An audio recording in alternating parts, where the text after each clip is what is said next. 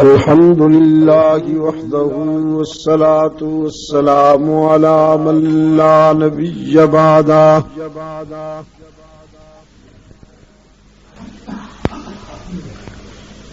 وعلى آله وأصحابه الذين أوفوا عهدا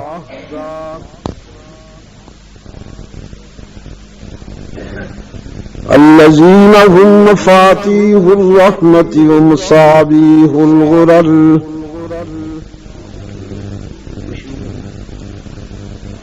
أعوذ بالله من الشيطان الرجيم بسم الله الرحمن الرحيم وإذ قال موسى لفتاه لا أبرح حتى أبلغ مجمع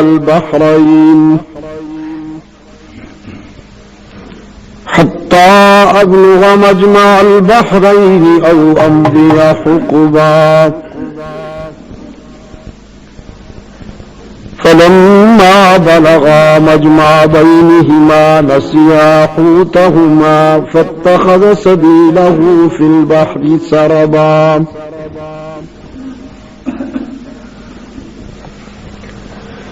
فلما جاوزا قال لفتاه آتنا غداءنا لقد لقينا من سفرنا هذا نصبا قال أرأيت إذ أوينا إلى الصخرة فإني نسيت الحوت وما أنسانيه إلا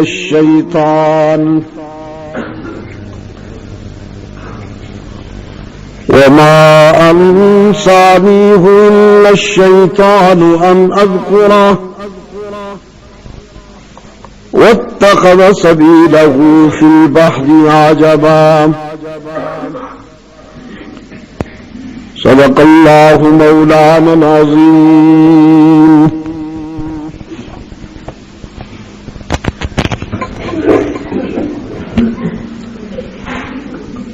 محترم بزرگوں اور عزیز دوستوں،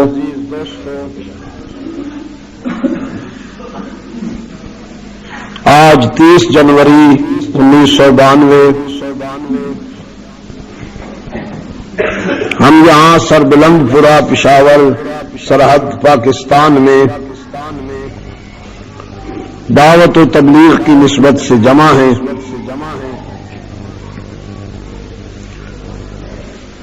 ایک طویل اور تھکا دینے والا سفر کر کے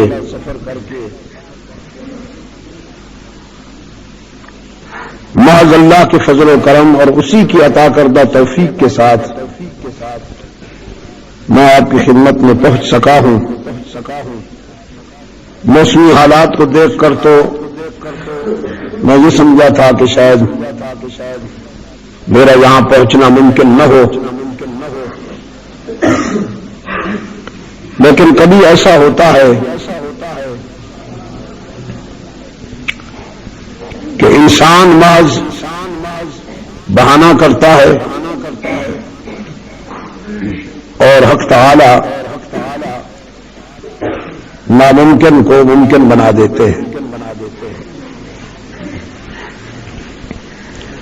آج میں نے اس علم کا مشاہدہ کیا. شدید بارش میں ہم نے لاہور سے پنڈی تک کا سفر بائی روڈ کیا اور ایسا معلوم ہوتا تھا کہ ہماری موٹر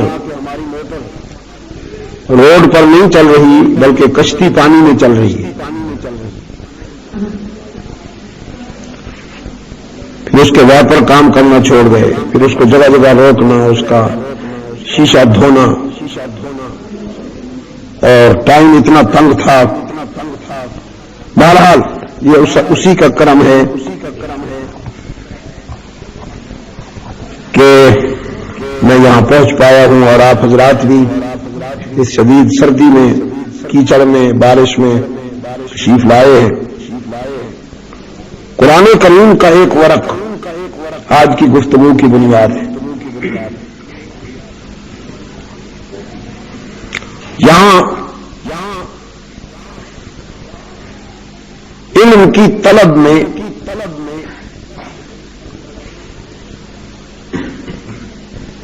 ایک اخلاص کیش رفاقت کا تذکرہ ہوا ہے.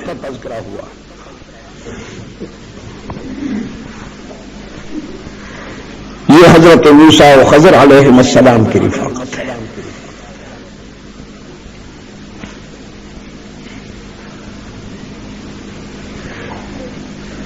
علم انسان کو ممتاز کرتا ہے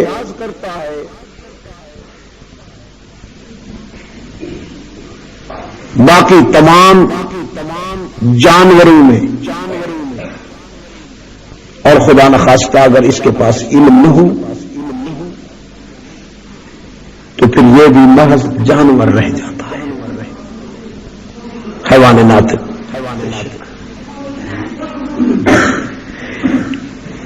اس کا امتیاز علم سے ہے. خلق الانسان علمہ البیان، علم الانسان ما لم یعلم.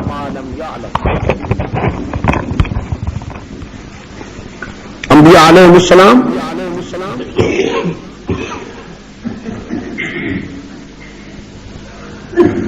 جہاں اللہ کے پیغمبر تھے،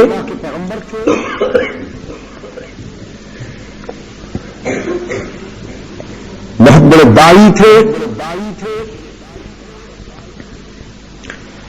حق و صداقت کے مبلغ تھے، اور بہت بڑے عالم بھی تھے.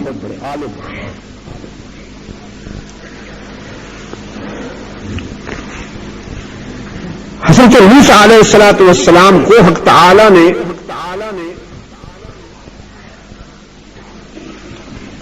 یہ اطلاع دی کہ ہم نے آپ کو بھی علم عطا کیا، لیکن ہمارا ایک اور بندہ ہے جس کو ہم نے وہ اسرار اور رموز بتائے ہیں جو آپ کو نہیں بتائے گئے.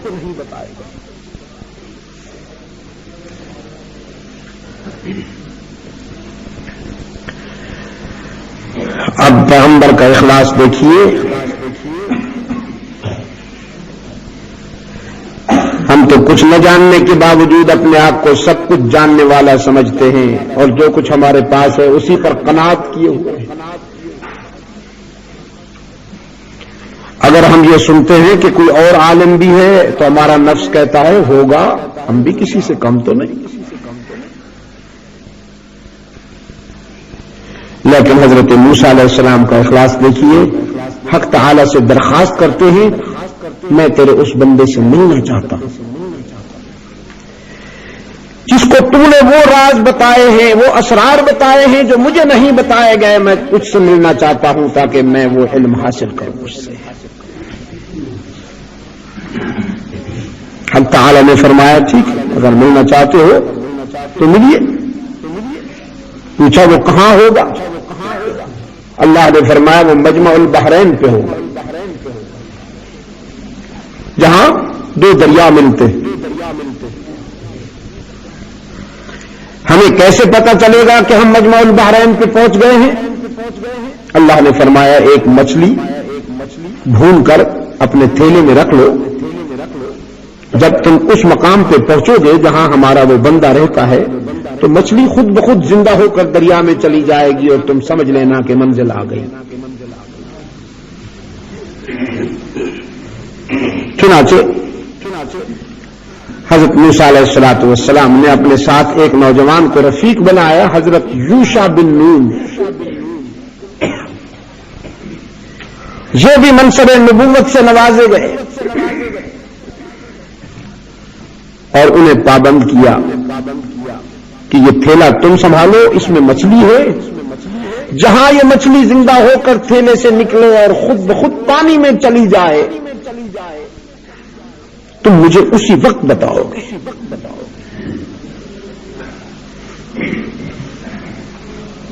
چل دیے. بڑے آدمی کے ساتھ سفر کرنے میں بڑی عجیب کیفیات، بہت ہی عجیب تجلیات سامنے آتی ہیں، اور اللہ کے نبی کی رفاقت میں تو دل و نگاہ پر انوار و تجلیات کی ہمہ ہمی طاری رہتی ہے۔ حضرت یوشع بن نون بھی حضرت موسیٰ کی رفاقت میں پیش آنے والے انوار و تجلیات کی ہمہ ہمی میں اتنے محو ہوئے کہ اس جگہ پہنچے مچھلی تھیلے سے نکل کر پانی میں چلی گئی، یہ بتا نہ سکے۔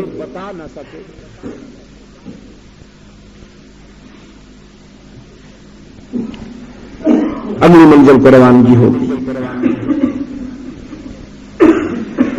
ایک منزل اور جانے کے بعد خود حضرت موسیٰ علیہ الصلوۃ والسلام نے پوچھا وہ مچھلی کیا ہوئی؟ عرض کیا وہ تو پچھلی منزل پہ چلی گئی تھی۔ فرمایا ذالک ما کنا نبغی، وہی تو ہماری منزل تھی، اسی کی تو تلاش میں ہم سفر کر رہے ہیں، تم نے بتایا ہی نہیں۔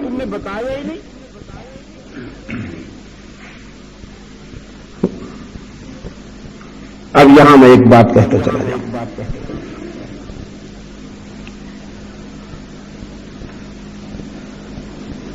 حضرت موسیٰ علیہ السلام کی رفاقت بھی بہت بڑی سعادت ہے، بہت بڑے آدمی ہیں، لیکن رحمت للعالمین کی رفاقت تو بہت بڑی سعادت ہے۔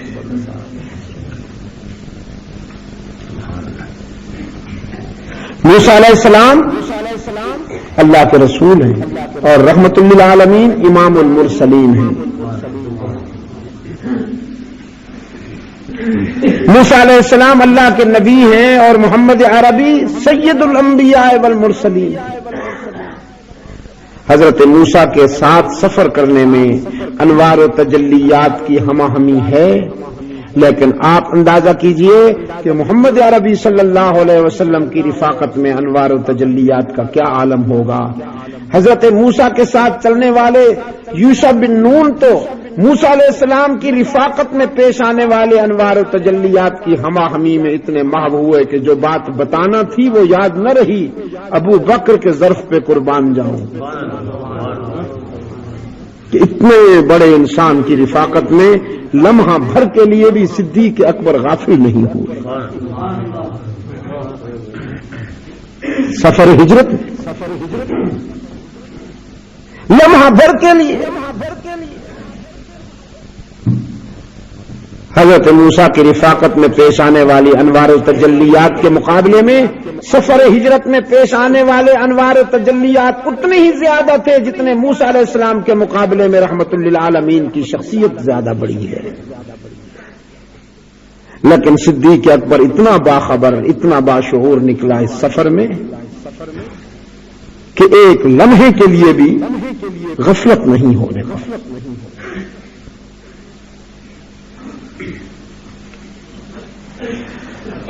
یہاں تک کہ جب محبوب کو اپنی گود میں سلائے بیٹھے تھے غار ثور میں، تو دیکھا کہ ایک سوراخ ایسا ہے کہ جسے میں بند نہیں کر سکا۔ خیال آیا کہیں اس میں سے کوئی موذی جانور نکل کے ڈس نہ دے، اس کا بند کرنا ضروری ہے۔ لیکن اگر میں اس کو بند کرنے کے لیے اٹھتا ہوں تو رحمت عالم بے آرام ہو جائیں گے، اور اگر بند نہیں کرتا ہوں تو اندیشہ باقی رہے گا۔ تو حضور کو بے آرام بھی نہیں کیا، اپنا پاؤں آگے بڑھا کے پاؤں کا ایک حصہ اس سوراخ پہ رکھا جس پہ سانپ نے ڈس دیا تھا۔ یہ میں نے چھوٹا سا نمونہ اس لیے آپ کی خدمت میں عرض کیا کہ اپنے اپنے ذوق کی بات ہے، اللہ کی عطا کردہ نعمتوں کی بات ہے۔ خیر، حضرت موسیٰ علیہ السلام نے فرمایا بھائی ذالک ما کنا نبغی، ہم تو اسی منزل کی تلاش میں تھے، آپ نے بتایا ہی نہیں، تو چلو واپس چلتے۔ فارتدا علی آثارہما قصصا، اپنے قدموں کے نقوش پر واپس لوٹے۔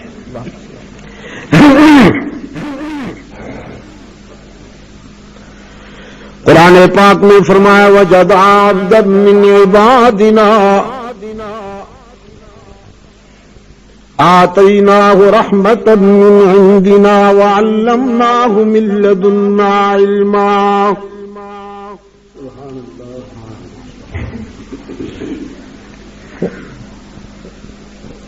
فارتدا علی آثارہما قصصا، منزل علم کے دونوں مقدس مسافر واپس لوٹے اور اس مقام پہ آ کر مجمع البحرین پہ آ کر انہوں نے ہمارا ایک بندہ پایا۔ یہ مجمع البحرین جہاں دو دریا ملتے ہیں، تو آپ کہیں سوچیں گے بڑا شور ہوگا، بڑا آشوب ہوگا جہاں دو دریا مل رہے ہوں گے۔ کوئی شور نہیں ہوتا، کوئی آشوب نہیں ہوتا۔ افریقہ میں میں نے وہاں کیپ ٹاؤن میں جہاں دو دریا ملتے ہیں، دو سمندر ملتے ہیں،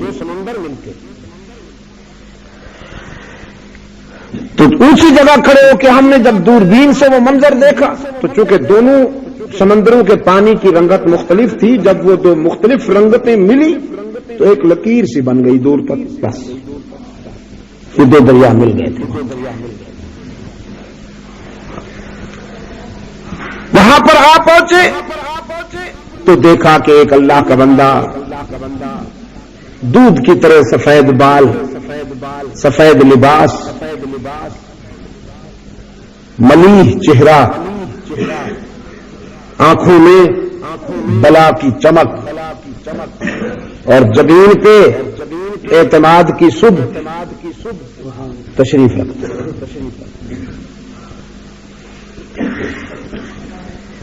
کچھ لوگ ایسے ہوتے ہیں کہ اگر بولیں تو ان کے علم کا اندازہ ہوتا ہے، کچھ لوگ چپ رہیں تو بھی علم ٹپکتا ہے،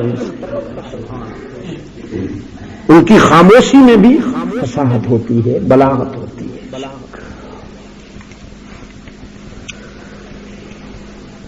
اچھا، قرآن نے اس کو عبدا من عبادنا کہا ہے، حضرت خضر کو وجدا عبدا من عبادنا، نبی بھی نہیں کہا، رسول بھی نہیں کہا، جس پر علماء نے کہا ہے کہ یہ نبی نہیں تھا، نبی اللہ نہیں تھا، ولی اللہ تھا۔ حضرت خضر، آپ میری طرف دیکھیں نا جی، چائے آپ کو نہیں ملے گی، یہ مسافروں کے لیے آئی ہے جو تھکے ہوئے ہیں، جنہوں نے 700-800 بلکہ 1000 میل سفر کیا ہے۔ آپ کیوں؟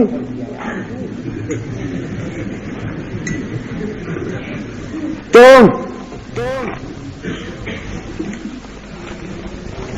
ایک یہ بھی اس میں بات ہے،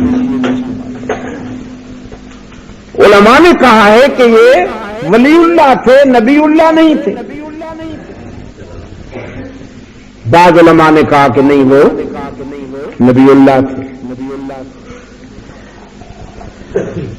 ذاتی طور پر مجھے اس بات سے اتفاق ہے کہ وہ نبی اللہ ہے، اس لیے کہ اللہ کے رسول کا استاذ بن رہے ہیں، نبی کے استاذ بن رہے ہیں، تو کوئی معمولی آدمی تو نہیں ہو سکتا۔ پھر آگے چل کے جو کچھ انہوں نے کرنا ہے وہ نبی ہی کر سکتا ہے، جس کو بذریعہ وحی کہا جائے، حکم دیا جائے۔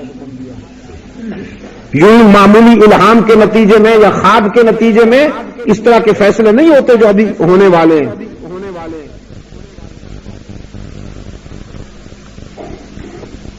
ملاقات ہوئی،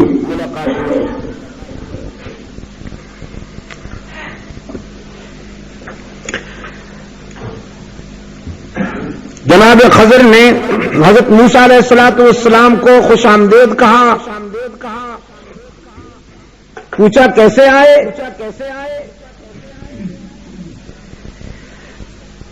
فرمایا هل اتبعك على ان تعلمني مما علمت رشدا،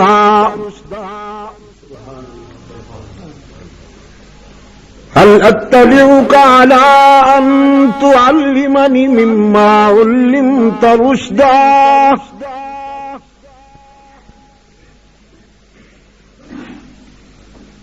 جناب موسیٰ نے عرض کیا اللہ نے آپ کو علم عطا کیا ہے نا، میں اس علم کو سیکھنے کے لیے کچھ روز آپ کے ساتھ رہنا چاہتا ہوں، اگر آپ مناسب سمجھے تو میری رفاقت کو قبول فرما لیں. میں آپ کے ساتھ رفاقت کرنا چاہتا ہوں تاکہ وہ علم سیکھوں جو اللہ نے آپ کو عطا کیا. حضرت خضر نے حضرت موسیٰ کا سراپا دیکھا، فرمایا انک لن تستطیع معی صبرا. برخوردار آپ میرے ساتھ کچھ دن گزارنا چاہتے ہیں، لیکن مجھے اندیشہ ہے کہ آپ صبر نہیں کر پائیں گے. میری رفاقت میں جہاں چپ رہنا ہو وہاں چپ نہیں رہ سکیں گے، بول پڑیں گے. وَكَيْفَ تَصْبِرُ عَلَىٰ مَا لَمْ تُحِطْ بِهِ خُبْرًا.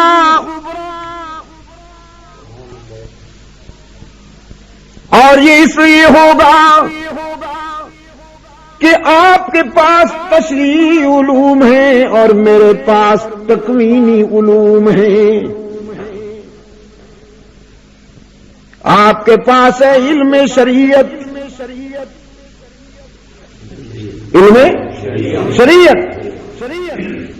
کوئی چوری کرے تو ہاتھ کاٹ دو، کوئی قتل کرے تو بدلے میں قتل کر دو، کوئی بدکاری کرے تو سنسار کر دو الی آخرہ.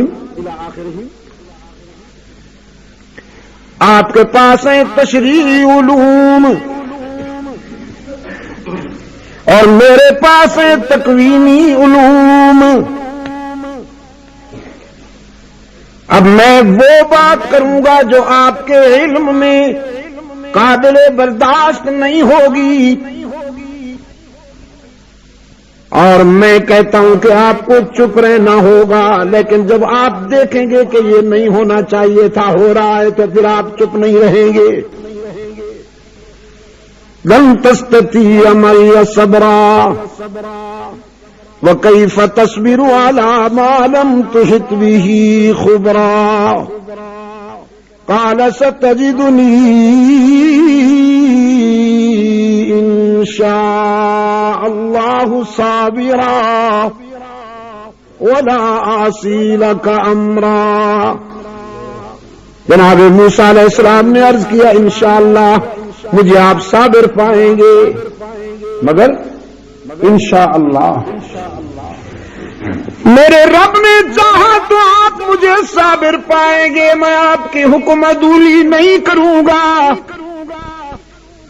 کوشش کروں گا کہ آپ کی توقعات پہ پورا اتروں، لیکن میری یہ کوشش اس وقت کامیاب ہوگی اگر میرے اللہ نے چاہا.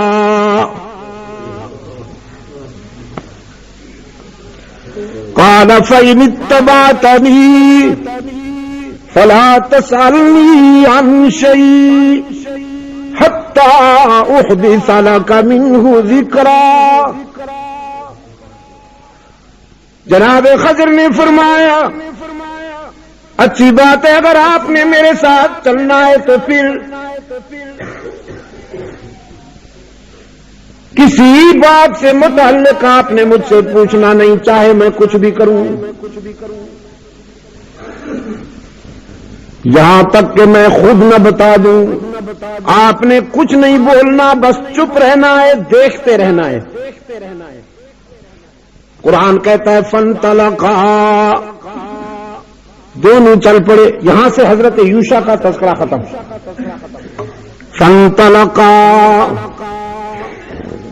اصل میں جی میں آج مجھے پابند کیا گیا، میرے لیڈر نے کہا آج بس قرآن ہوگا، تو آج قرآن سے ہی. فانطلقا،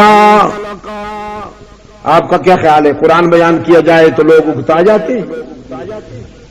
بس تڑپنے پھڑکنے اور آستین میں چڑھانے سے ہی بات بنتی ہے. فانطلقا، دونوں مقدس مسافر چل دیے. حتی اذا رکبا فی السفینہ، یہاں تک کہ ایک ندی کو عبور کرنے کے لیے کشتی پہ بیٹھے. کشتی چلانے والے ملاح، محنت کش، مزدوری کرنے والے حلال خور، بڑا احترام کیا انہوں نے ان دونوں اللہ والوں کا. پہچان گئے حضرت خضر کو، اگرچہ موسیٰ علیہ السلام کو نہیں پہچانے، حضرت خضر کو پہچان گئے تو سمجھ گئے کہ جب یہ اللہ والا ہے تو اس کا ساتھی بھی اللہ والا ہوگا. بڑا احترام کیا، کرایہ بھی نہیں لیا، کشتی کا کرایہ بھی نہیں لیا. عین دریا کے وسط میں حضرت موسیٰ علیہ السلام دعائیں دے رہے ہیں ان نوجوانوں کو. ایک تو محنت کش ہیں، تعویذ گنڈا نہیں بیچتے، قوم کے نذرانوں پر نہیں پلتے، محنت مزدوری کر کے حلال کا رزق کماتے ہیں. اور پھر انہوں نے احترام بھی بڑا کیا، تکریم کی دونوں اللہ والوں کی. لیکن موسیٰ علیہ السلام نے دیکھا کہ خضر نے کڑھاڑا اٹھا لیا ہے اور کشتی توڑ رہے ہیں. کشتی توڑ رہے ہیں. قال اخرقتها لتغرق اهلها لقد جئت شيئا امرا. موسیٰ علیہ السلام نے فرمایا یہ کیا کرنے لگے ہیں آپ حضرت؟ حضرت کشتی توڑ رہے ہیں آپ، غرق کرنا ہے ہمیں کیا؟ ان بیچاروں نے اتنا احترام کیا، کرایہ بھی نہیں لیا، اور آپ ان کی کشتی توڑ رہے ہیں تو ہم غرق ہو جائیں گے. جناب خضر نے فرمایا الم اقل انک لن تستطیع معی صبرا، کیا میں نے کہا نہیں تھا کہ آپ چپ نہ رہیں گے؟ بولے نہ پھر. حضرت موسیٰ علیہ السلام نے فرمایا لا تؤاخذنی بما نسیت ولا ترہقنی من امری عسرا. بات ہی ایسی ہو گئی تھی، کیسے چپ رہتا میں؟ بہرحال اب کوشش کروں گا کہ نہ بولوں. فانطلقا، پھر دونوں روانہ ہوئے. حتی اذا لقیا غلاما، جہاں تک کہ ایک بستی میں آئے وہاں پر ایک بچہ ملا، دیکھنے میں بڑا خوبصورت بچہ، سفید چمڑی، موٹی آنکھیں، موزوں سمارٹ باڈی، موزوں اعصاب، چمکیلے دانت، گھریالے بال، متوازن جسم، بڑا پرکشش بچہ ملا. قرآن کہتا ہے فقتلہ، حضرت خضر نے خنجر نکالا اور اسے قتل کر دیا. جناب موسیٰ علیہ السلام تو کانپ گئے. قال اقتلت نفسا زکیۃ بغیر نفس لقد جئت شیئا نکرا. واہ حضرت واہ، معصوم کی جان لے لی آپ نے، اس نے کیا بگاڑا تھا آپ کا؟ بچے کو قتل کر دیا آپ نے. یا رب، یہ تو عجیب بات کی آپ نے. قال لم اقل لك انك لن تستطيع معي صبرا. جناب خضر نے فرمایا دیکھا پھر آپ بول پڑے. پھر آپ بول پڑے. حضرت موسیٰ علیہ السلام نے فرمایا ان سألتک عن شیء بعدها فلا تصاحبنی قد بلغت من لدنی عذرا. ایک موقع اور دے دیجئے.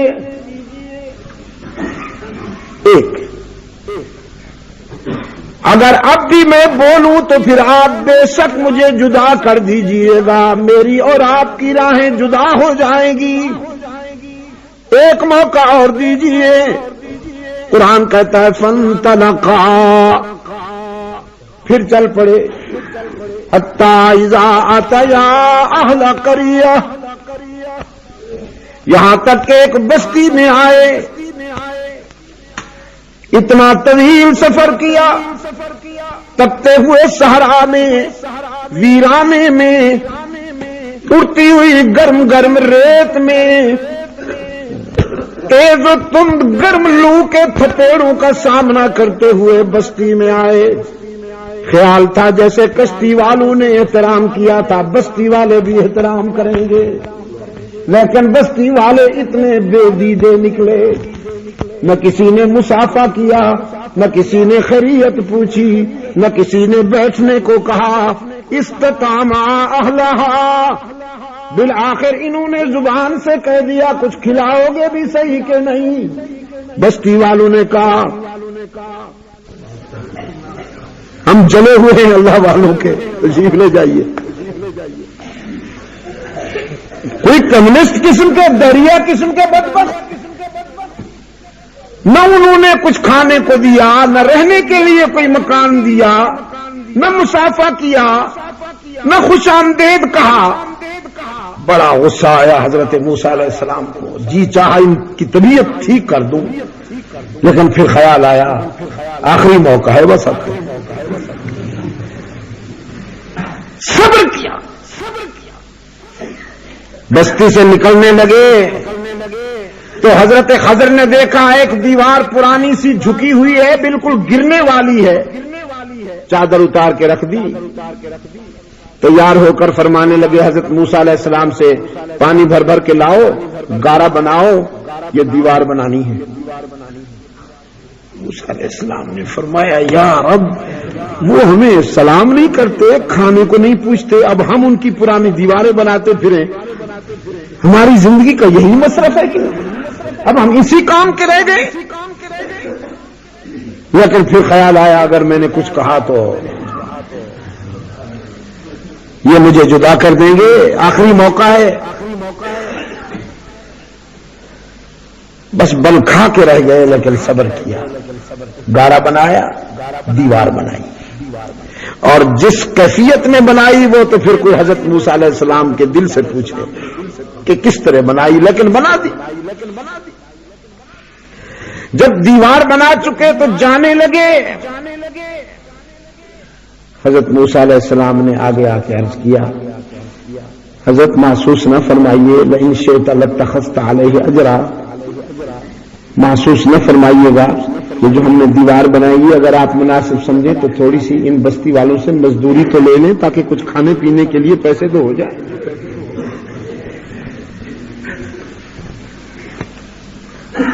قال هذا فراق بینی وبینک, جناب خضر نے فرمایا بس. آپ پھر بول پڑے اور آپ ہی کے کہنے کے مطابق ہماری جدائی کا وقت آ گیا. یہیں سے تیری اور میری راہیں جدا ہو جائیں گی. قال هذا فراق بینی وبینک سأنبئک بتأویل ما لم تستطع علیہ صبرا. علیحدہ کرنے سے قبل آپ کو اپنے آپ سے جدا کرنے سے پہلے ان تینوں باتوں میں چھپی ہوئی حکمت بتاؤں گا جس کے پیش نظر میں نے وہ کام کیے. اب پہلے وہ حکمتیں سنیے, پھر تشریف لے جائیے. اما السفینہ وہ جو کشتی تھی جس کو میں نے توڑا اور آپ نے اعتراض کیا، اما السفینۃ فکانت لغلامین، اما السفینہ فکانت لمساکین یعملون فی البحر فأردت أن أعيبها وكان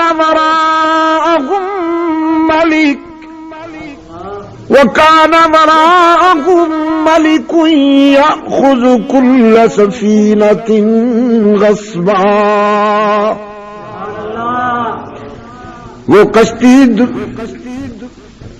حلال خور نوجوانوں کی تھی، وہ مسکین جیب خالی تھی ان کی، لیکن کردار کے اتنے وفادار تھے کہ اللہ کو ان نوجوانوں سے پیار تھا۔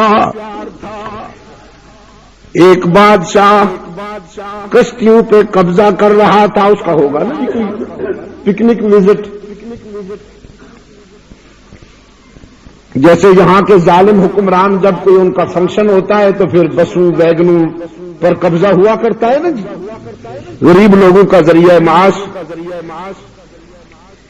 وہ بادشاہ کشتیوں پہ قبضہ کر رہا تھا اور تیرا رب چاہتا تھا کہ ان نوجوانوں کا ذریعہ معاش ضائع نہ ہو جائے۔ اللہ نے مجھے حکم دیا کہ میں اس کشتی کو عیب ڈال دوں، زخمی کر دوں، تاکہ جب بادشاہ اس کشتی کو دیکھے تو اسے زخمی اور عیب والا سمجھ کر جانے دے کہ یہ ہمارے قابل نہیں ہے۔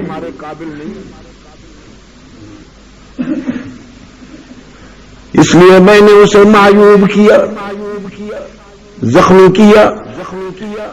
وَأَمَّا الْغُلَامُ فَكَانَ أَبَوَاهُ مُؤْمِنَيْنِ، اور وہ جو لڑکا میں نے قتل کیا وہ مومن ماں باپ کا بیٹا تھا۔ یہ غور سے سنیے گا، مومن ماں باپ کا بیٹا تھا، اس کا باپ بھی اللہ کا وفادار، اس کی ماں بھی اللہ کی وفادار اور موحدہ،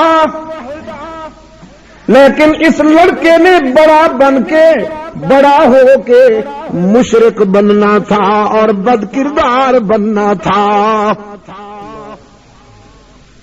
اس کی بد کرداری کی وجہ سے اس کے نیک نام ماں باپ بھی بدنام ہو جاتے ہیں، اور تیرے رب کو یہ منظور نہیں تھا کہ وہ نیک نام بدنام ہو جائے۔ ان کی نیک نامی کو بچانے کے لیے اللہ نے مجھے حکم دیا کہ اس لڑکے کو قتل کر دو تاکہ ایذا سے پہلے موذی مارا جائے۔ ہوتا ہے نا جی، ہر بیٹا اللہ کی نعمت نہیں ہوتا، وہ اولاد اللہ کی نعمت ہوتی ہے کہ جس کے فکر اور کردار کے نتیجے میں والدین نیک نام ہو جائیں، اس کی اپنی عاقبت بھی سنور جائے۔ ورنہ کچھ ایسے بیٹے بھی ہوتے ہیں، کچھ ایسی اولاد بھی ہوتی ہے کہ بڑے ہو کر ان کی جوانی کے کرتوت دیکھ کر ماں باپ کہتے ہیں اے کاش کہ تو پیدا ہوتے ہی مر جاتا، ہمیں پتا ہوتا کہ تو نے ایسا بننا ہے تو ہم اسی وقت تیرا گلا دبا دیتے۔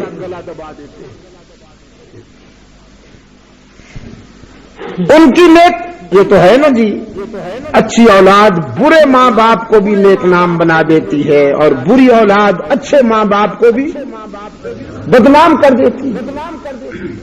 اس لیے اللہ سے دعا کیا کیجئے کہ اللہ صالح اولاد عطا فرمائے، طیب اولاد عطا فرمائے۔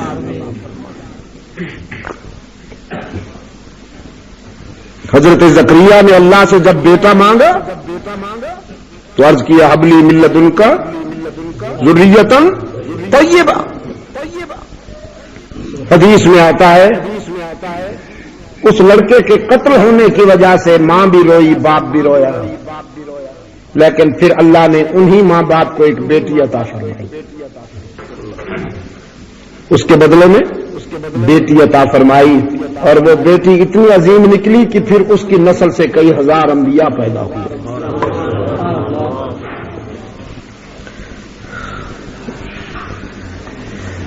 فرمایا وَأَمَّا الْجِدَارُ، یہ تو لڑکے کی بات ہو گئی نا جی۔ وَأَمَّا الْجِدَارُ فَكَانَ لِغُلَامَيْنِ يَتِيمَيْنِ فِي الْمَدِينَةِ، اور وہ جو دیوار ہم نے بنائی وہ دو یتیم بچوں کی ملکیت تھی، ان کے گھر کی دیوار تھی۔ وَكَانَ أَبُوهُمَا صَالِحًا، اور ان دونوں کا باپ اللہ کا وفادار بندہ تھا، نیک تھا، اللہ والا تھا۔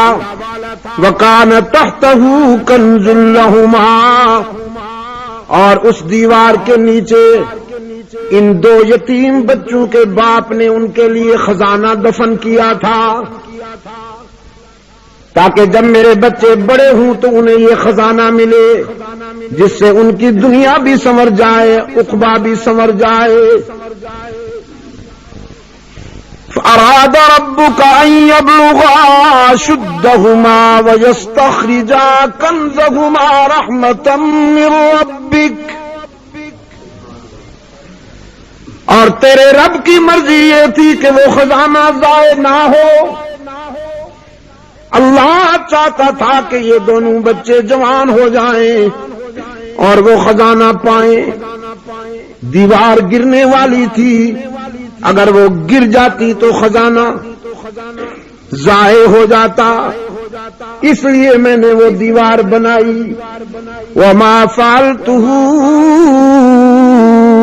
عَنْ أَمْرِي، یہ تینوں کام میں نے اپنے نفس کے تقاضے پر نہیں کیے، اس کی مرضی پر اور اس کے حکم پر کیے۔ ذَلِكَ تَأْوِيلُ مَا لَمْ تَسْطِع عَلَيْهِ صَبْرًا، یہ ہے ان تینوں کاموں میں چھپی ہوئی حکمت جن پر آپ صبر نہیں کر سکے۔ اب ذرا میں آپ کو یہ بتاؤں کہ وہ خزانہ کیا تھا، کیونکہ خزانے سے ہمیں بھی بڑی محبت ہے نا جی، ہمیں بھی بڑی محبت ہے خزانے سے۔ وَأَمَّا الْجِدَارُ فَكَانَ لِغُلَامَيْنِ يَتِيمَيْنِ فِي الْمَدِينَةِ وَكَانَ تَحْتَهُ كَنْزٌ لَهُمَا وَكَانَ أَبُوهُمَا صَالِحًا فَأَرَادَ رَبُّكَ أَن يَبْلُغَا أَشُدَّهُمَا وَيَسْتَخْرِجَا كَنْزَهُمَا رَحْمَةً مِّن رَّبِّكَ۔ بعض حضرات کہتے ہیں وہ خزانہ سونا چاندی تھا، بعض حضرات کہتے ہیں وہ ہیرے جواہرات تھے، لیکن میں نے دیکھا کہ اہل نظر، اہل تقوی سونے چاندی اور ہیرے جواہرات کو جمع نہیں کیا کرتے، اس لیے کہ ان سے دنیا اور آخرت کیا سنورے گی، یہ تو فتنے ہیں فتنے۔ من جنات وعیون وزروع ونخل، ایسے بہت سے لوگ گزرے جنہوں نے جاگیریں بنائی، جائیدادیں بنائی، محلات تعمیر کیے، سونے کی اینٹیں جمع کی، لیکن پھر وہ یہ سب کچھ چھوڑ چھاڑ کر مر کھپ گئے، چلے گئے، آج ان کے بنائے ہوئے محلات میں کتے بھونکتے ہیں، گدھے نظر آتے ہیں۔ نوشیرواں کے در پہ لکھا تھا بآب زر، نوشیرواں کے در پہ لکھا تھا بآب زر، اس منزل غریب کے ساکن کہاں گئے؟ وَكَانَ تَحْتَهُ كَنْزٌ لَهُمَا، اس دیوار کے نیچے ان کے متقی باپ نے، اللہ کے وفادار بندے نے اپنے بیٹوں کے لیے جو خزانہ جمع کیا، دفن کیا، وہ کاغذ کا ایک ٹکڑا تھا جس پہ لکھا تھا لا تشرک باللہ،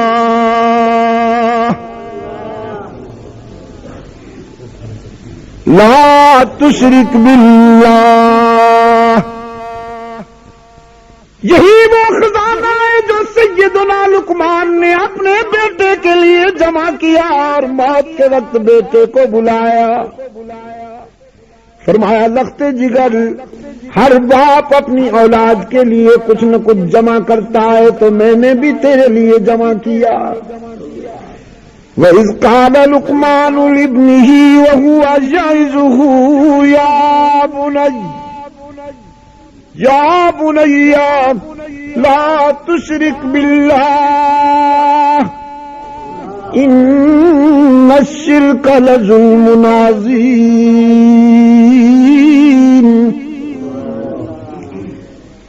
اپنے بیٹے سے کہا میں نے تیرے لیے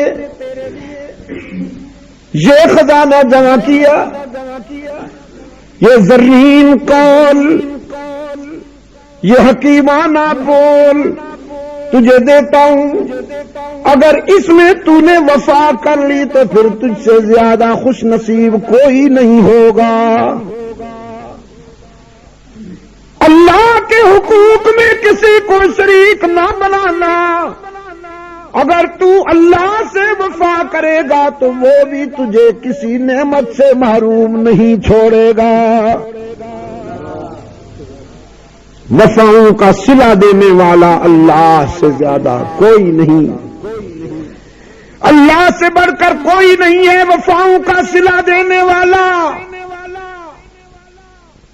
اور اس کی توحید میں جو لوگ وفا کیا کرتے ہیں، اللہ نہ انہیں دنیا میں رسوا ہونے دیتا ہے نہ آخرت میں رسوا کرتا ہے۔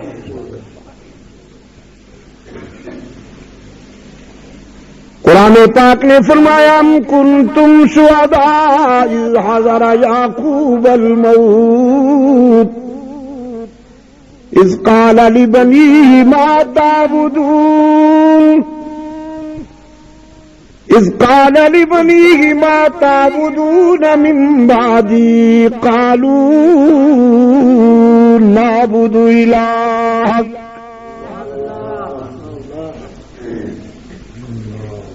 وہ منظر یاد ہے کہ نہیں تمہیں جب یعقوب علی نبینا علیہ التسلیم پہ موت آنے لگی، اپنے بیٹوں کو بلایا، اپنے بیٹوں کو بلایا، فرمانے لگے میں نے دنیاوی زندگی میں تمہیں ایک سبق پڑھایا، ایک تعلیم دی، آج چاہتا ہوں دنیا چھوڑنے سے پہلے معلوم کروں میرا وہ سبق تمہیں یاد ہے یا بھول گئے۔ ما تعبدون من بعدی، یہ نہیں فرمایا فلاں فلاں علاقے میں میرے مرید رہتے ہیں، میں بھی ہر سال جایا کرتا تھا نذرانہ وصول کرنے کے لیے، تم بھی جایا کرنا بیٹا، کسی سال ناغا نہ ہونے دینا ورنہ پھر اگلے سال جاؤ گے تو نہیں ملے گا۔ پوچھتے ما تعبدون من بعدی، میرے بعد کس کی عبادت کرو گے؟ بتاؤ تمہارا معبود کون ہے؟ تمہاری جبین کی عاجزیوں کے لیے سچا مسجود کون ہے؟ کس کی عبادت کرو گے؟ کس کے سجدے کرو گے؟ مشکلات میں کس سے مدد مانگو گے؟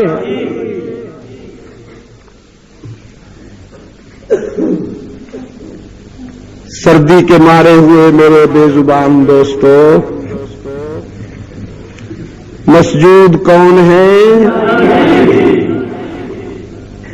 اور کوشش کیجئے ذرا ہی پہ ضرب لگانے کی۔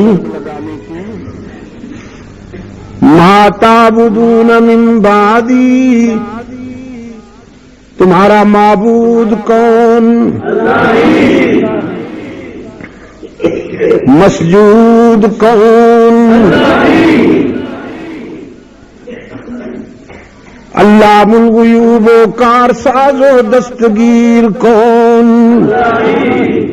مشکل کشا کون؟ حاجت روا کون؟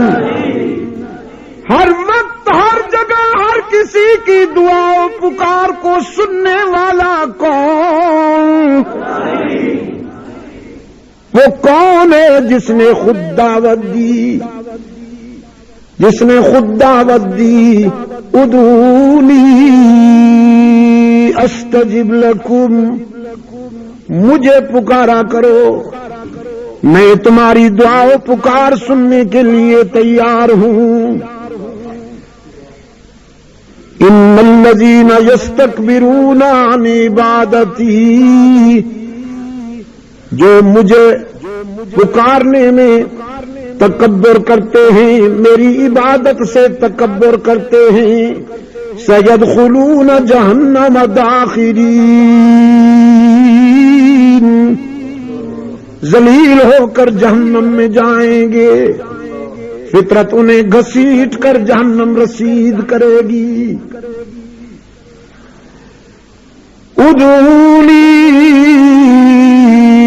استجب لکم، مجھے پکارا کرو، اور آگے فرمایا ان الذین یستکبرون عن عبادتی، عن دعائی نہیں، عن دعوتی نہیں،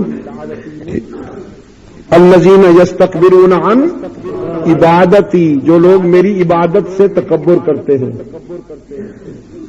تو قرآن نے واضح کیا نا کہ پکارنا صرف ندا نہیں ہے، عبادت ہے۔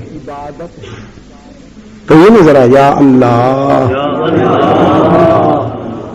باہر والے ہم میں سے نہیں ہیں، آپ بھی کہیے یا اللہ۔ یا آپ نے کیا کیا؟ عبادت کی آپ نے، جزاکم اللہ۔ پھر کہیے یا اللہ، تو یہ کیا ہوا؟ عبادت ہوئی۔ اور یا علی مدد، یہ کیا ہوا؟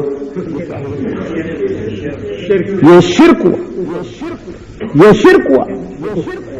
جس لہجے میں آپ نے اللہ کو پکارا، اس کے حکم کے مطابق ادعونی، یا اللہ کہنا عبادت ہے، تو اب اللہ کے بغیر اس انداز میں اس کے کسی ولی نبی رسول کو بلانا پکارنا شرک ہے۔ یا ابو بکر کہنا، یا ابا بکر کہنا شرک ہوگا، یا فاروق اعظم۔ کہیں کوئی یہ نہ سمجھے نا جی یا علی کہنا تو یہ شرک کہہ رہے ہیں، لیکن اگر کوئی یا فاروق اعظم کہے تو وہ ٹھیک ہے، نہیں یہ بھی شرک ہے۔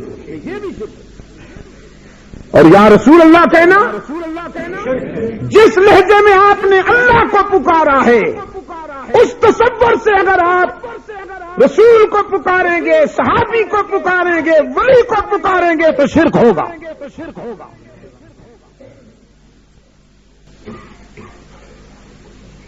اور مولوی کہتا ہے نہیں جی، شرک تو وہ ہوتا ہے جو اللہ کے دشمنوں کو پکارا جائے، اللہ کے پیاروں کو پکارنے سے کہاں شرک ہوتا ہے؟ مولوی صاحب سے کہو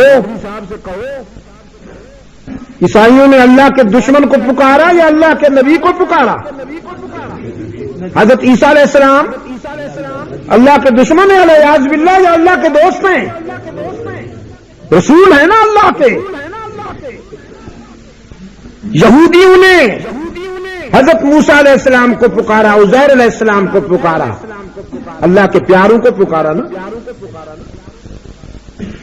تو وہ جہنمی ہو گئے۔ وہ اگر حضرت موسیٰ سے مدد مانگے تو جہنمی ہو جائیں، عیسائی اگر حضرت عیسیٰ علیہ السلام سے مدد مانگے تو جہنمی ہو جائیں۔ اور تم الطاف حسین حالی کہتا ہے کرے غیر گر بت کی پوجا تو کافر، جو ٹھہرائے بیٹا خدا کا تو کافر، کواکب میں مانے کرشمہ تو کافر، جھکے آگ پر بہرے سجدہ تو کافر، مگر مومنوں پر کھلی ہیں یہ راہیں، پرستش کریں شوق سے جس کی چاہیں، نبی کو جو چاہیں خدا کر دکھائیں، ولیوں کا رتبہ نبی سے بڑھائیں۔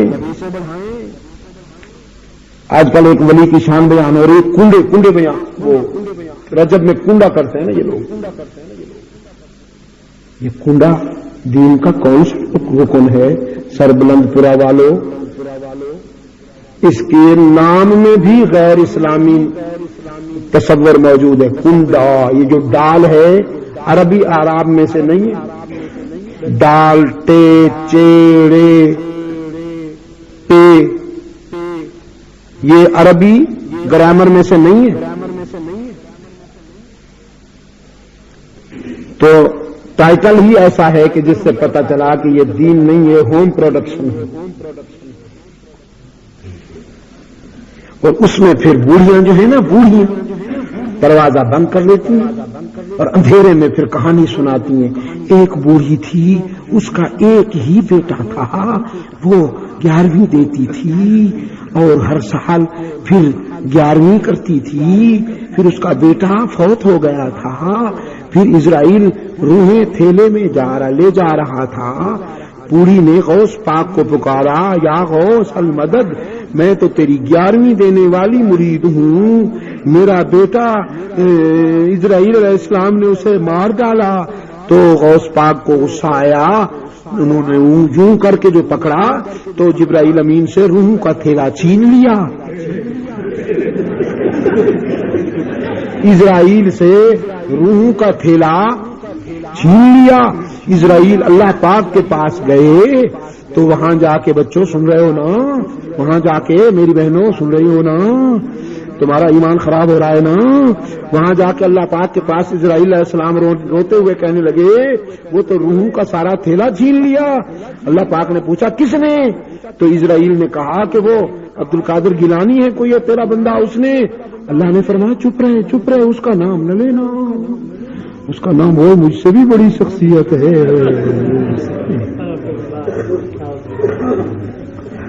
اور یہ جو کنڈے ہیں نا جی، یہ جو کنڈے ہیں اصل میں ایک تو ان کے ذریعے شرک پھیلایا جاتا ہے، شرک کے جراثیم پھیلا جاتے ہیں، اور اس کے پیچھے جو روح ہے وہ یہ ہے کہ حضرت معاویہ رضی اللہ تعالیٰ عنہ کا انتقال ہوا رجب کے مہینے میں۔ رجب کے مہینے میں حضرت معاویہ رضی اللہ تعالیٰ عنہ کا انتقال ہوا۔ اگر زندگی رہی تو کل جمعہ کے اجتماع میں ہم انشاءاللہ اس عنوان پر، اس ہدف پر تھوڑی سی بات چیت کریں گے۔ تو حضرت معاویہ رضی اللہ تعالیٰ عنہ کا نام جنہیں ہضم نہیں ہوتا نا جی، جن کی بائیں پسلی میں ٹیسیں اٹھتی ہیں حضرت معاویہ کے نام سے، وہ پھر خوشی منانے کے لیے یہ کنڈے کرتے ہیں۔ اور معاویہ کی کرامت دیکھیے کہ جو حضرت معاویہ کا بغض ہے جن کے سینوں میں، ان کا کنڈائی کر دیا اللہ نے، کنڈائی ہو گیا۔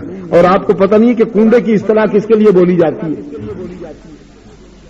وہ ایک آدمی نے بھٹا لگایا اور بھٹے کی اینٹیں بنوائیں، بارش آئی ساری اینٹیں گیلی ہو گئی، ناکارہ ہو گئی۔ اس نے پھر بنوائی، پھر بارش آئی ساری اینٹیں ناکارہ ہو گئی۔ 1.5 लाख रुपया या 2 लाख रुपए उसने भट्टे पर लगाए थे, वो सारे के सारे इसी तरह खत्म हो गए। उसके दोस्त ने पूछा तेरे बिजनेस का क्या हुआ, वो कारोबार का क्या हुआ? कहने लगा जी बस उसका तो कूंदा ही हो गया। ये यूपी में कूंदा होना इस तसव्वुर पे बोला जाता है। तो जिन सीनों में हजरत मुआविया का बुग़्ज़ है उनका तो बस कूंदा ही हो गया। दुनिया का कूंडा तो हम देख रहे हैं, अब आखिरत का कूंडा भी देखेंगे इंशाअल्लाह। फरमाया अन कुंतुम शुहदा इज़ हज़र याकूबल मौत इज़ क़ाल लिबनीहि मा ताबुदून मिन बादी क़ालू नाबुदु इलाहक व इलाह आबाइक इब्राहीम व इसहाक व याकूब इलाहम वाहिदा व नहनु लहू मुस्लिमून। शहादतमंद बेटों ने अर्ज किया हम तेरे और तेरे आबा अजदाद इब्राहीम और इस्माईल अलैहिस्सलाम की माबूद की इबादत करने वाले हैं, हम आपका सबक नहीं भूले और जब तक जिंदा रहेंगे नहीं भूलेंगे। हम अल्लाह के बंदों को भी आपका सबक पढ़ाएंगे, यही तालीम देंगे कि हम सबका माबूद, हम सबका मसजूद, अल्लामुल गुयूब, कारसाजो दस्तगीर, हाजत रवाओ मुश्किल कुशा, इज्जत देने वाला, रिज्क देने वाला, औलाद अता करने वाला, गर्दाब में और भंवर में फंसे हुए उलझे हुए सफीनों को किनारे पे लगाने वाला। कुरान करीम ने खुद पूछा अम्मन युजीबुल मुस्तर्रा इज़ा दआ। जब तुम्हारी सेहत शबाब पे होती है तो तुम्हें रब भूल जाता है, लेकिन जब तुम बीमार होते हो फिर वो बड़ा याद आता है। जब तुम्हारे अकाउंट में पैसे बहुत ज्यादा हो तो फिर रब भूल जाता है, लेकिन जब जेब खाली हो जाए तो फिर बड़ा याद आता है। तालिब इल्म को वैसे देखिए, कॉलेज में जा रहा है, यूनिवर्सिटी में जा रहा है तो कार्टून बना हुआ, बाल अजीब बनाए हुए, मूछें अजीब बनाई हुई, बाल बैटम पैंट लगाई हुई, टाई सजाई हुई, और अगर पतलून पैंट नहीं है, वो टाई वगैरह नहीं है, सलवार कमीज है तो वो भी एक खास अंदाज की, यूं अकड़ अकड़ के यूं तकब्बुर के साथ जा रहा है कि जैसे। लेकिन जब इम्तिहानात का वक्त करीब आता है फिर हाथ में तस्बीह होती है, आंखें नीची होती हैं, सर पे टोपी होती है और सबसे पहले आके पहली सफ में बैठता है। बड़े खुलूस के साथ दुआएं मांगता है, बड़ी हुजूर कल्ब के साथ, आजिजी के साथ दुआएं मांगता है। मौलवी साहब दुआ खत्म करके चले जाते हैं, लेकिन मेरे नौजवान की दुआ जारी रहती है।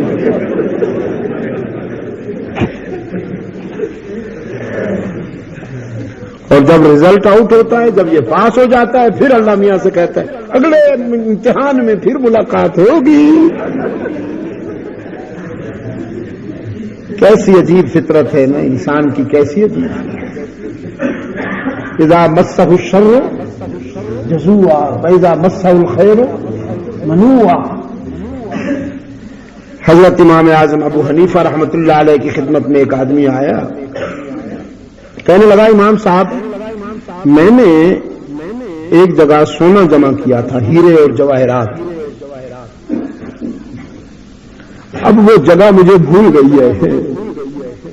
रोता हुआ आया, कोई वजीफा बताइए कि मुझे वो जगह याद आ जाए, बहुत सारा माल है, बड़ा याद करता हूं, वो जगह ही याद नहीं आती कि मैंने कहां दफन किया था वो। कोई वजीफा बताइए।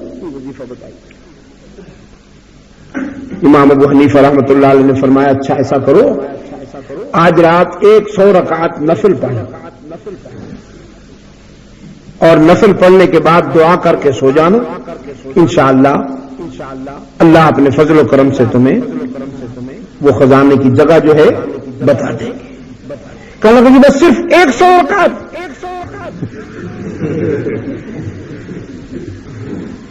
جب مطلب ہو نا جی انسان کو تو یہ 1000 بھی پڑھنے کے لیے تیار ہے،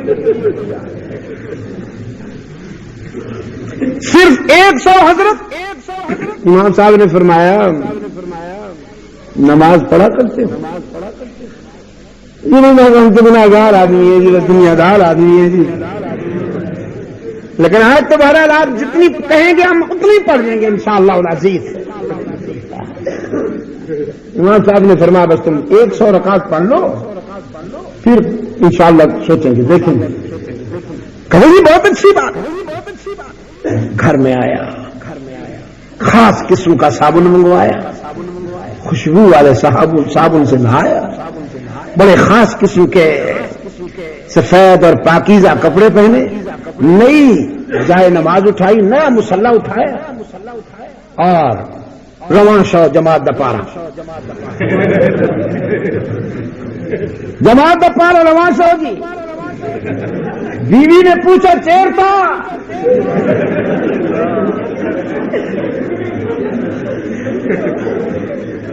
کہتا ہے جی بس اللہ کی دی ہوئی توفیق سے میں اب نمازی ہو گیا ہوں، نماز پڑھنے جا رہا ہوں۔ ابلیس کو جو پتا چلا کہ یہ تو میرا پکا مرید ہے، امام ابو حنیفہ نے اس کو پھنسا دیا لالچ میں، آج اگر اس نے 100 رکعت نفل پڑھ لی اور اس کو خزانہ یاد آ گیا تو آئندہ تو جب بھی اس کو کوئی ضرورت پڑے گی یہ مسجد چلا جائے گا، یہ تو ہر کام وہیں سے ہوگا پھر اس کا، ہاں ملا بن جائے گا نا۔ تو ابلیس پہلے پہنچے، جب یہ پہنچا اور اس نے مصلی بچھایا، تسبیح سامنے رکھی، بڑی عاجزی کا پیکر بن کے نیت کر کے، ابھی ہاتھ نہیں باندھے تھے، نیت کر رہا تھا تو خزانہ یاد آ گیا۔ ہاں کہتا ہے مصلی بھی وہی، تسبیح بھی وہی اور حضرت گئے۔ جلدی سے جا کے خزانہ نکالا، خزانہ نکال کے گھر رکھا اور ایک پلیٹ میں ہیرے جواہرات بھر کے حضرت امام اعظم ابو حنیفہ کی خدمت میں صبح پہنچا۔ حضرت یہ آپ کا نذرانہ ہے۔ حضرت نے فرمایا مل گئے خزانہ؟ کہتے جی ہاں بس مل گیا جی، آپ کی مہربانی جی، دیر مہربانی جی۔ امام صاحب نے فرمایا نفلیں پوری پڑھ لی تھی؟ وہ کہتا ہے جی اس کی تو ضرورت ہی نہیں پڑی،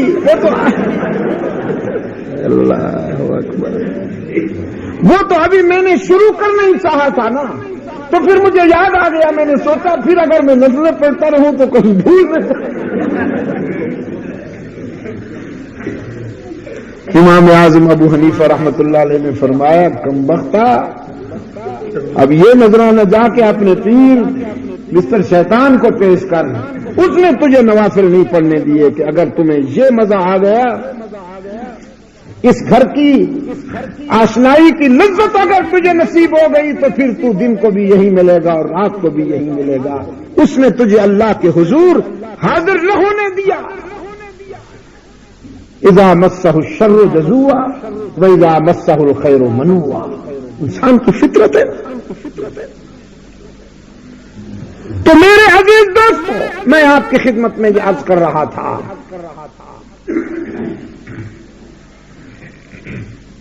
جناب یعقوب علیہ السلام نے بھی اپنی اولاد کے لیے یہی خزانہ جمع کیا۔ کون سا خزانہ؟ علم توحید کا خزانہ۔ حضرت لقمان نے بھی اپنی اولاد کے لیے یہی خزانہ جمع کیا، علم توحید کا خزانہ۔ اور ان بچوں کے لیے وکانہ تحتہ کنز لہما، یہی خزانہ جمع تھا۔ میں کہا کرتا ہوں اگر وہ سونا چاندی اور ہیرے جواہرات ہوتے تو دیوار گر بھی جاتی، پھر بھی وہ بھاری ہوتے ہیں، زمین کے اندر پڑے رہتے نا، لیکن یہ کاغذ تھا نا، دیوار گرتی تو یہ اڑ جاتا، ضائع ہو جاتا۔ حضرت علی رضی اللہ تعالی عنہ کا قول ہے، فرماتے ہیں ہم اللہ کی اس تقسیم پر بڑے خوش ہیں،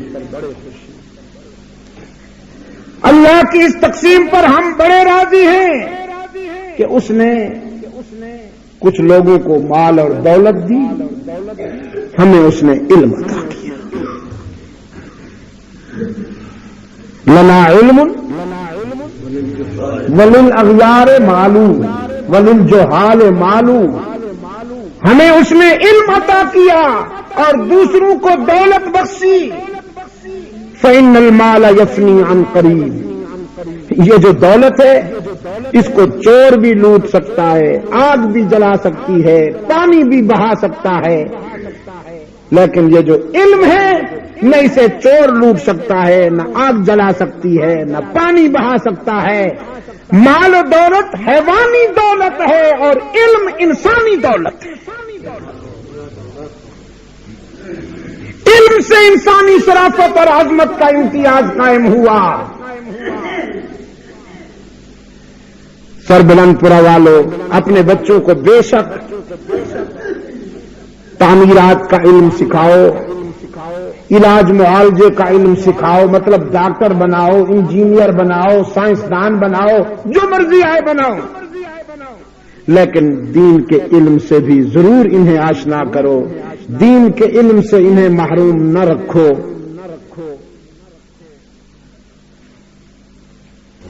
اگر یہ ڈاکٹر اور انجینئر بن جائیں گے، سائنسدان بن جائیں گے، پیٹ پال لیں گے، لیکن عقیدے کا تحفظ نہ کر سکے، اور پھر تیرے لیے بھی موت کے بعد حال یہ ہوگا ڈاکٹر صاحب کا، انجینئر صاحب کا اور سائنسدان صاحب کا کہ تیری قبر پہ آ کے خاموشی اختیار کرے گا 5 منٹ کی۔ خبر لگتی ہے نا اخبار میں، فلاں صاحب کی قبر پہ 5 منٹ کی خاموشی اختیار کی گئی۔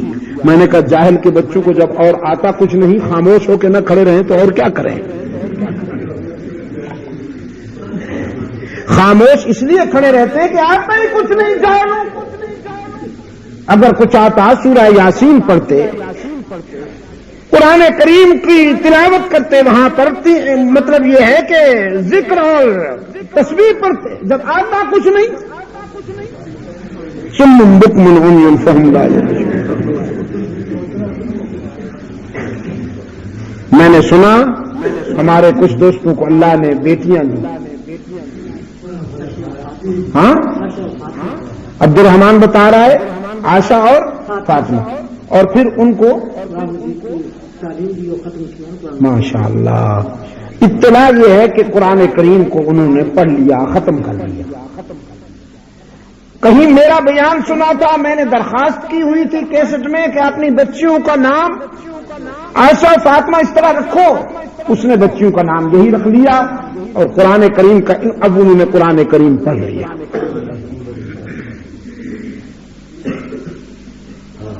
سرحد کے غیور مسلمانوں، آپ سے ہی مجھے کوئی توقع ہے خیر، ورنہ اٹک سے پرلی طرف تو جو کچھ ہو رہا ہے وہ میں بھی جانتا ہوں، آپ بھی جانتے ہیں۔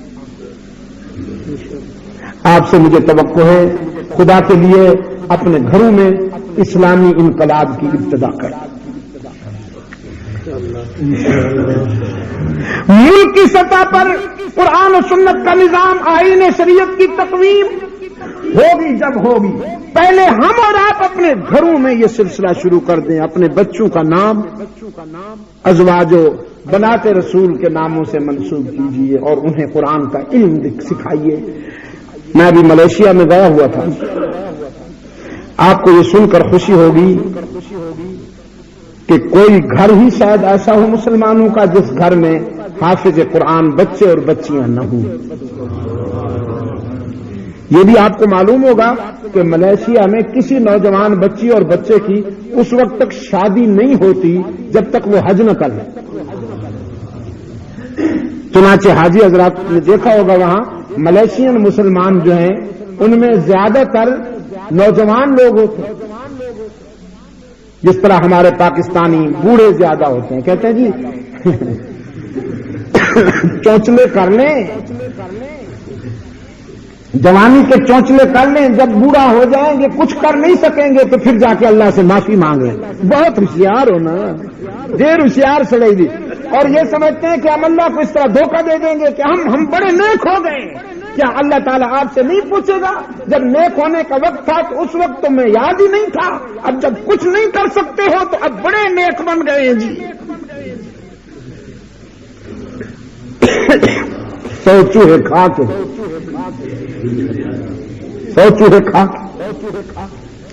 ملیشیا کے مسلمانوں کی میں نے یہ خوب دیکھی دوستوں کہ وہاں پہلے حج کرو پھر شادی ہوگی، بچوں کی بھی اور بچیوں کی۔ پتہ ہے وہاں کا قومی جشن کس دن ہوتا ہے؟ آپ کے تو یہاں قومی جشن جو ہوتے ہیں وہ آپ کو معلوم ہے، 5 اسٹار ہوٹلوں کے کمروں سے پوچھیے، ان کے ڈانسنگ ہالوں سے پوچھیے، آپ کے قومی جشن میں فرزندان اسلام کیا کیا گل کھلاتے ہیں۔ ملیشیا کا قومی دن وہ ہوتا ہے جب ہر دن میں ہر گھر میں چراغاں کیا جاتا ہے اور جشن کا سما ہوتا ہے، جس دن بین الاقوامی حسن قرت کا مقابلہ ہوتا ہے۔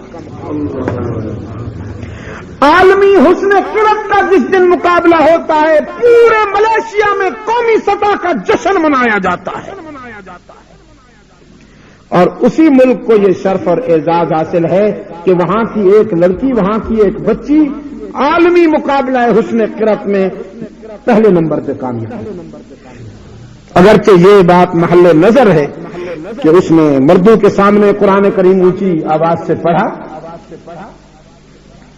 میں نے ان سے کہا بھی کہ غیر محرم کے سامنے اونچی آواز سے قرآن پڑھنا جائز نہیں ہے، تو پھر انہوں نے مجھ سے پوچھا بھی کہ پاکستان شریف میں جو ریڈیو اور ٹی وی پہ گانا ہوتا ہے، وہاں کی اسلام کی بنات طیبات وہاں جو کچھ کرتی ہیں، اس کے متعلق آپ کا کیا خیال ہے؟ میں نے کہا ہماری مت پوچھو،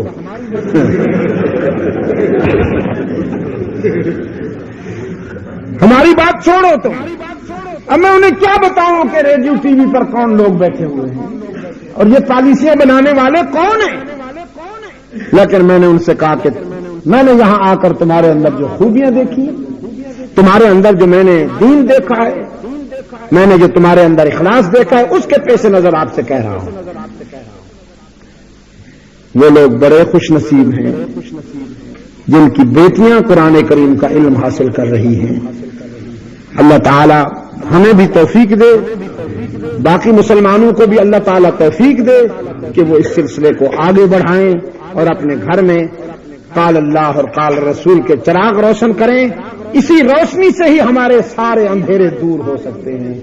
میں اسی کے ساتھ اتفاق کرتا ہوں اور اللہ سے دعا کرتا ہوں، اللہم صلی علی سیدنا محمد النبی الامی وعلی آلہ واصحابہ وبارک وسلم۔ ربنا آتنا فی الدنیا حسنہ وفی الآخرۃ حسنۃ وقنا عذاب النار۔ ربنا ظلمنا انفسنا وان لم تغفر لنا وترحمنا لنکونن من الخاسرین۔ اللہم ثبتنا علی صراط المستقیم۔ اے اللہ عالم اسلام کی مدد فرما، مسلمان جہاں کہیں مظلوم و مجبور ہیں ان کی دستگیری فرما،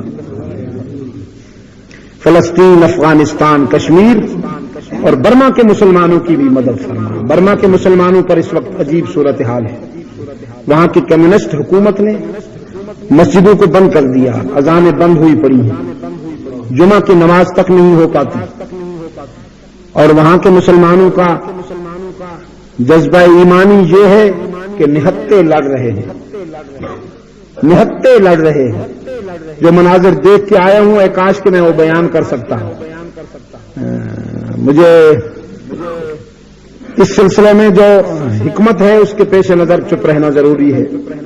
بہرحال میں نے بڑا عجیب جذبہ دیکھا ہوں مسلمانوں میں، سمندر کے سینے پہ بغیر کسی وسائل کے اور اسباب کے، یوں ہی سمندر کے سینے پر محض جذبہ ایمانی کی قوت سے وہ نہتے ٹکرا رہے ہیں کمیونسٹوں سے اور داریہ لوگوں سے۔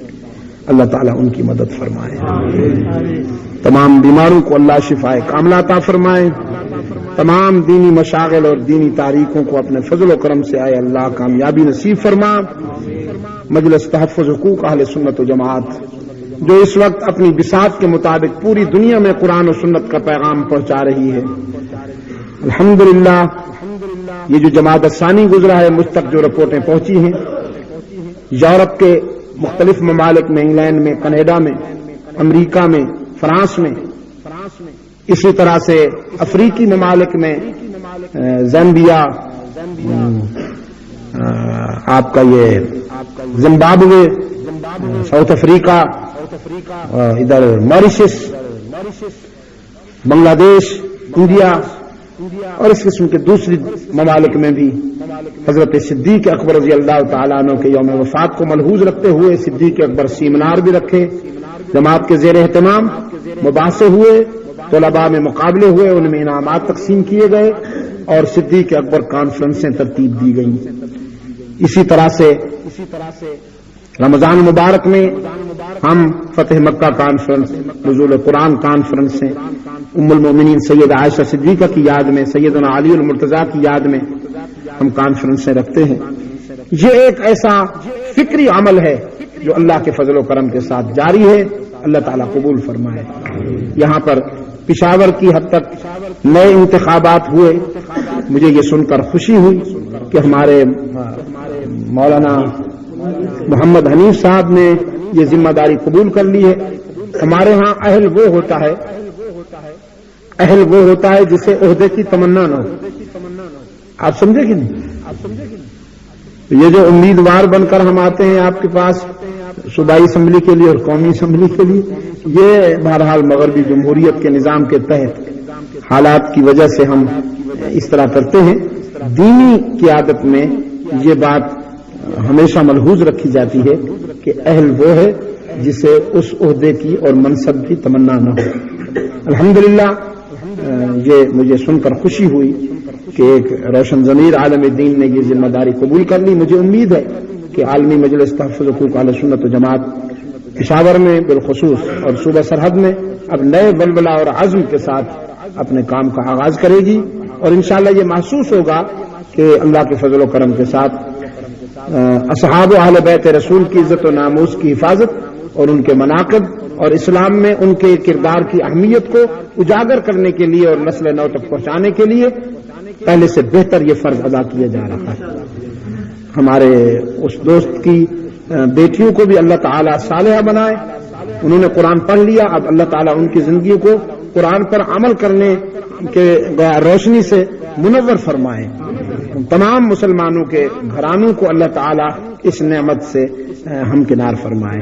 آپ تمام دوست جو تشریف لائے اس سردی میں اور بگڑے ہوئے موسم میں، اللہ آپ کو بھی جزائے خیر عطا فرمائے۔ وصلی اللہ تعالی علی خیر خلقہ محمد مبارک وسلم۔